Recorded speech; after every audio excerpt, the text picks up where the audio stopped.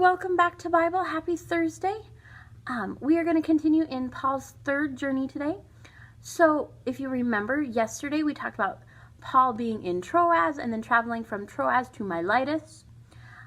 And then from there, Paul travels across the Mediterranean Sea to the town of Tyre, the city of Tyre, and then down to Caesarea, and he would finally end up in Jerusalem. So we're in Acts chapter 21, and I'm going to just read a summary of Acts chapter 21, verses 1 through 9. Paul continued traveling. He sailed to Tyre, where he stayed for 7 days. The people urged him not to continue his trip to Jerusalem, but Paul remained faithful to God by listening to him. Paul and his companions left for the city of Caesarea. When they arrived, they stayed with an evangelist named Philip. Philip had 4 unmarried daughters who all prophesied. This showed that Paul was surrounded by people who also listened to God. Now it continues on in verses 10 and 11. A prophet named Agathis comes to Paul and conveys a prophecy about a famine.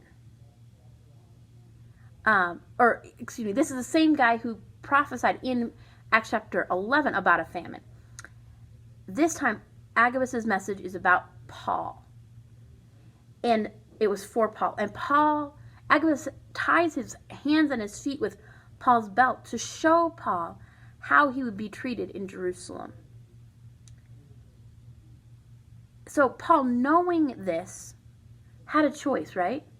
He could have abandoned his journey to Jerusalem, or he could stay the course and continue on. We find in verses 12 through 15 that Paul stays the course. He encourages the people in Caesarea, and he responds by saying, you know what? God told me to go to Jerusalem. I am willing to go to Jerusalem and even die for the name of Jesus if I have to. Paul showed how much endurance he had. He listened to God and followed the plan that God had laid out, even when he expected difficulties. We need to have that same kind of courage to face difficult situations with prayer and faith and not to shy away from them. So as we're continuing on, the big thing that Paul said is the Lord's will be done. He tells Agathis, I'm willing to die. I'm willing to go that far if I have to, even to die for the name of Jesus. And so he continues on and he travels on to Jerusalem, where the disciples were glad to see him. Now, he does get arrested. He does end up in jail because of this, and the prophecy does come true. But the big thing is, when he was in Caesarea and got the prophecy, he still continued to encourage others, even as he knowingly faced suffering. When he got to Jerusalem, he continued to travel and encourage others on his journey. Excuse me. So finish up your workbook page today, guys. 124, talking about Paul and what he did, okay?